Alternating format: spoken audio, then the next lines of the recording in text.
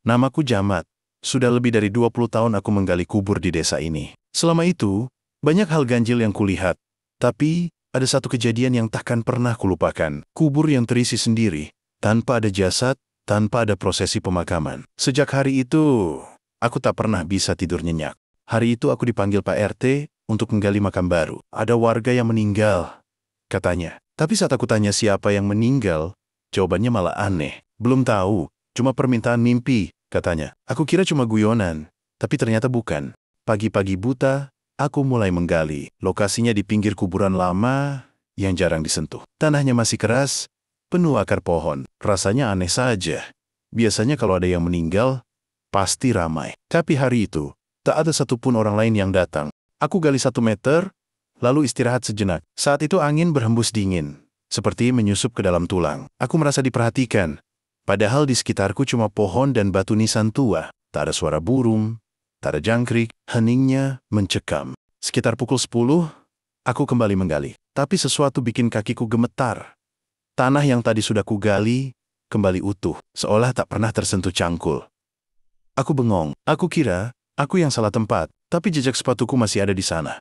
Ku coba gali lagi, tapi kali ini tanahnya lebih berat. Setiap aku angkat, tanah itu seperti menolak. Dan tak kenapa, di dalam hati, ada suara yang bilang, jangan ganggu, tapi aku lawan rasa takut itu. Kupikir cuma halusinasi. Aku teruskan juga. Baru beberapa cangkul, tiba-tiba tanah dari lubang itu bergerak sendiri. Bukan karena longsor, tapi seperti ada yang mengisinya dari dalam. Aku mundur pelan-pelan. Mata ini jelas lihat, tanah itu naik, merata, dan menutup lubangnya sendiri. Jantungku berdetak kencang. Aku lari ke pos penjaga kubur dan menceritakan semuanya ke Pak Udin, teman sesama penggali. Tapi dia cuma diam lalu bertanya, "Kamu gali di pojok barat ya?" Aku mengangguk. Dia langsung menarik napas dalam. "Sudah kubilang, jangan gali di situ," katanya. "Itu makam lama. Dulu pernah digali juga, tapi kejadian yang sama terulang." Kubur itu menolak. Aku baru tahu, ternyata tanah itu dianggap keramat sejak puluhan tahun lalu. Malam harinya, aku mimpi. Dalam mimpi itu, ada sosok wanita tua dengan kain kafan lusuh. Berdiri di ujung lubang makam. Ia menatapku tajam. "Ini bukan tempatmu," katanya lirih. Aku terbangun dengan keringat dingin dan suara lirih masih terngiang. Pagi harinya, aku coba abaikan mimpi itu. Kupikir itu cuma bunga tidur, karena aku kepikiran kejadian kemarin. Tapi waktu ke lokasi lagi buat ngecek, aku tertegun. Di atas tanah yang semalam ku tinggal itu, ada bunga tabur segar. Siapa yang menaruh? Aku tanya warga sekitar. Tak ada yang mengaku datang ke sana. Mereka bahkan bilang tak ada satupun orang yang berani mendekat ke bagian itu. "Kami semua sudah tahu, Mas Jamat. Bagian itu kuburan tua yang angker," kata seorang ibu tua. Kisahnya mulai terungkap. Dulu, konon di tempat itu dikuburkan seorang dukun sakti yang meninggal tidak wajar. Tak ada yang tahu pasti apa penyebabnya. Tapi sejak saat itu, siapapun yang coba gali tanah di atas makamnya, pasti diganggu. Aku mulai merasa tidak tenang. Badan sering panas dingin, kadang mimpi buruk tiap malam. Suara wanita tua terus datang di mimpiku. Bahkan kadang ku dengar lirihnya saat aku sendiri, di kamar, malam-malam. Puncaknya, malam itu, aku terbangun karena dengar suara cangkul. Di luar rumahku, ketika kulihat dari celah jendela, tanah di depan rumah seperti sedang digali sendiri. Tidak ada orang, tapi tanah itu bergerak. Aku membeku. 16. Besoknya aku panggil Pak Udin. Dia datang bawa kemenyan dan air bunga. "Kamu harus minta izin. Jangan dilawan terus," katanya. Ada yang marah karena aku mengganggu tanah peristirahatannya. Aku tak bisa bilang tidak. Aku sendiri sudah sangat ketakutan. Kami kembali ke kuburan itu. Pak Udin memimpin semacam doa dan ritual kecil. Aku hanya bisa menunduk. Saat air bunga disiramkan ke tanah itu, angin mendadak bertiup kencang, seperti ada sesuatu yang lewat tepat di belakangku. Pak Udin bilang, dia masih marah, tapi sudah lebih tenang. Jangan pernah datang lagi ke sini, kecuali benar-benar perlu. Aku angguk cepat. Rasanya, aku tak ingin lihat tempat itu lagi seumur hidupku. Sejak saat itu, mimpi buruk mulai berkurang. Tapi kadang, kalau aku lewat dekat lokasi itu, tubuhku merinding tanpa sebab. Seperti ada tatapan dari balik batu nisan. Tatapan yang membuatku ingin cepat-cepat pergi. Beberapa minggu kemudian, aku dengar kabar dari warga. Ada anak kecil yang hilang saat bermain petak umpet.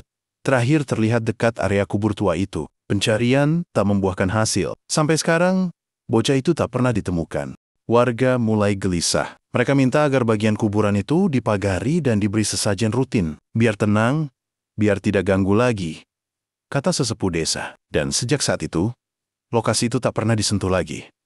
Tapi anehnya, setiap malam Jumat Kliwon, selalu ada bunga segar di atas kuburan itu. Tak ada yang mengaku menaruhnya. Bahkan ketika kami berjaga semalaman, tidak ada siapa-siapa yang lewat. Tapi bunga itu tetap ada keesokan paginya.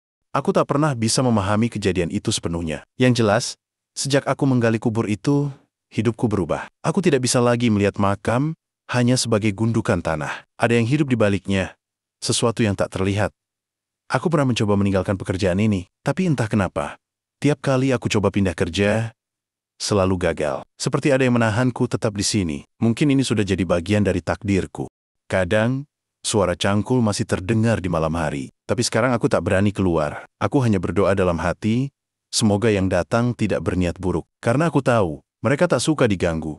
Anak-anakku bilang, aku sering bicara sendiri waktu tidur. Kadang seperti menggerutu, kadang seperti sedang minta maaf.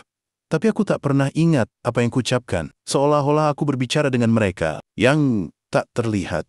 Aku mencoba lebih religius, lebih dekat dengan Tuhan. Karena hanya itu satu-satunya pelindungku sekarang. Kubur bukan cuma tempat peristirahatan. Kadang, itu juga pintu menuju dunia yang tidak kita pahami. 28. Kini aku hanya menggali kubur di siang hari. Tak pernah lagi terima pekerjaan malam. Aku tak mau kejadian itu terulang. Karena aku tahu, tidak semua jasad ingin dibangunkan. Bahkan hanya sekadar digali ulang. Kisah ini tak banyak yang percaya.